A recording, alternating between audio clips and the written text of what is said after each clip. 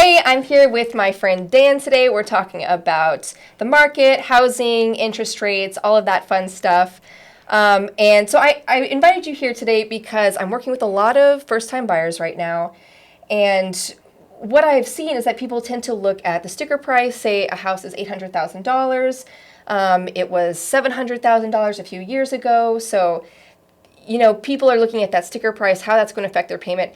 And usually for the first time buyer, you don't know what that sticker price equals in terms of a monthly payment because it's, affected by so many different things. And one of the biggest things that affect it are the interest rates. Right.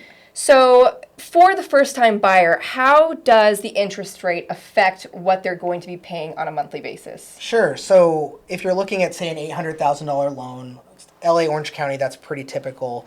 If we're going from, say, 5% to 6%, a 1% difference, you're usually looking at about $500 in payment.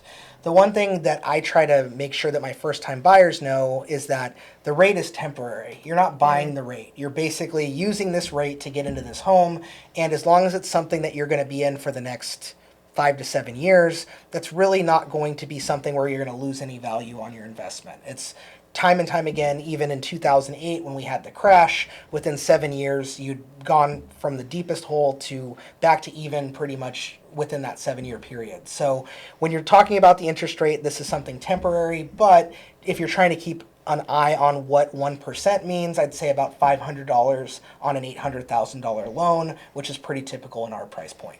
Yeah, and that makes a big deal for what people can actually qualify for as well. Absolutely. People are waiting for that price to come down, but the interest rate jumps up, that's going to really affect what they can qualify for. Absolutely. But as a mortgage lender, we have different tools at our disposal, things that we can think of, potentially maybe adding on a cosigner or getting someone else to, be your financier on it, or there's lots of different programs we have available to us. So that's kind of our job, is to make sure that we're doing our due diligence, asking the right questions, so that just because someone tells somebody no at one particular lender, that doesn't mean it's no for everybody. And that's where we really need to make sure you're working with the right lender to make sure that they have the knowledge to ask the right questions.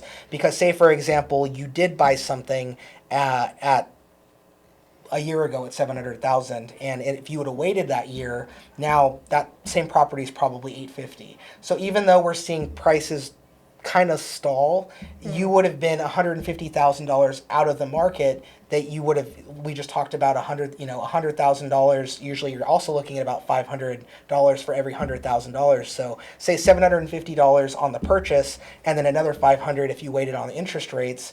Yeah. That could be $1,250 that you're out of the market now because you didn't have the right questions asked. You waited until you could quote unquote afford it, and now you're completely out of the market. When before we could have just added on a cosigner. There's lots of different things we can do. So for the first-time buyer, what should they do if they're looking at buying a house for the first time? We don't know what's going to happen with interest rates in the future. We don't know what's going to happen with prices necessarily in the future, how much they could go up. So for the first-time home buyer, what should they do? I would say, unlike everyone who's been buying within the last couple years, the biggest thing is to talk to your lender before you talk to your realtor, because it's really difficult for a realtor to put you in the right type of housing search if you don't know what you're qualified for. And that's something that really needs to be dove into. Say, for example, I've had clients where I've been told there's no debt, perfect credit, and then I pull credit and, it could be fraud. There could be something on there where they have $100,000 debt that isn't theirs. They could take 6 months to get corrected. There's little things like that where it really does benefit you to speak with a lender in advance, just so that we know where you're at, how much you actually qualify for with today's numbers, but also kind of plan ahead. If we know that we're in a rising rate environment, I can let them know, hey, look, today you qualify for $1 million.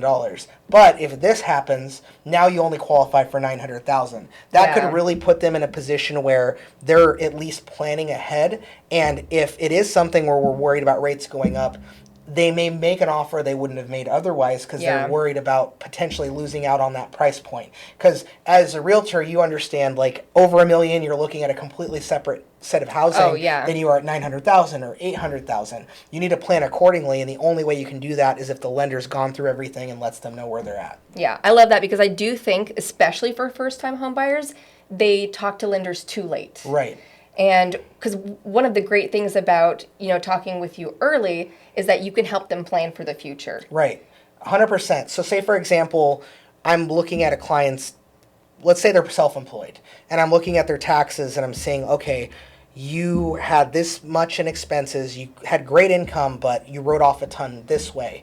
I can work with their CPA to make sure that we're in a position for the next round of housing purchases that when they file their taxes, everything is above board. It's not saying that we're changing their taxes, but we're just making sure that things that they're writing off, it makes sense for them. Sometimes it makes more sense to pay more taxes if they need to make that purchase. And it's all weighing things. I can't give tax advice, but I can tell them this is going to work, this doesn't work. And if we're working together on that, that's putting them in a much stronger position than if they come to me in April after they've already filed their taxes. Yeah. Now we have to wait a full 12 months or add on a cosigner or completely change their purchase price because they had already done something that is going to completely eliminate them from the housing market. So like you said, if you're speaking with us in advance, at least we can plan accordingly. Yeah, absolutely. So the biggest thing I can offer you for if you're a first-time home buyer is if you would like to buy a home in the next 2 years, begin talking to a lender that you trust now so that you can start preparing for that purchase.